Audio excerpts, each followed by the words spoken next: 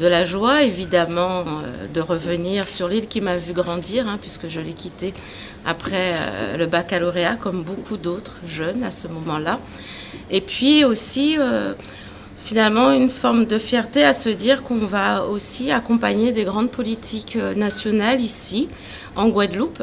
Et ça va être le sens de ma visite, pouvoir illustrer, permettre de regarder ce que permet la politique de la ville dans notre île et puis pouvoir avancer sur un certain nombre de dossiers, évidemment. Le Premier ministre l'a dit avec beaucoup de force, chaque jour dans le trimestre qui nous attend sera un jour utile. Nous sommes à un moment où nous venons de voter le budget, le projet de loi de finances pour l'année 2017. Nous allons du coup pouvoir exercer ce budget, l'exécuter. Et pour ce faire, il y a un certain nombre de décisions qui nous attendent en termes de programmation financière pour le contrat de ville, celui qui concerne un certain nombre de villes en politique de la ville. C'est près de 2,4 millions d'euros ce contrat de ville, donc vous voyez que ce n'est pas anodin.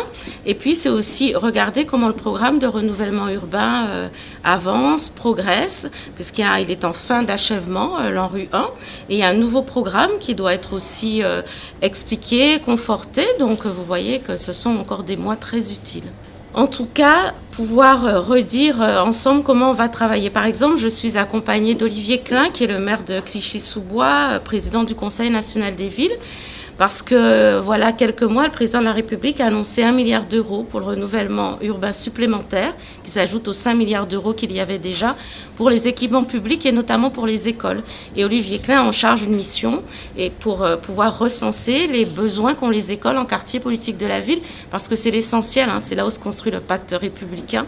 Et puis, avec lui, lui fait ce tour des écoles, et c'est ainsi que nous visiterons quelques écoles du département et de la Guadeloupe. Il y a le temps bien sûr, il y a des annonces qui sont faites, et là, nous allons poursuivre le travail, mais il y a aussi vérifier que ce qui a été annoncé est bien mis en œuvre. C'est tout aussi important, surtout à un moment où les habitants se défient souvent de la politique et de la chose publique, et donc voir comment le contrat de ville fonctionne. Je vais rencontrer beaucoup d'associations et d'habitants, avec les élus bien sûr, qui sont présents autour de moi, parce que nous avons aussi à regarder comment les habitants se saisissent de ces sujets.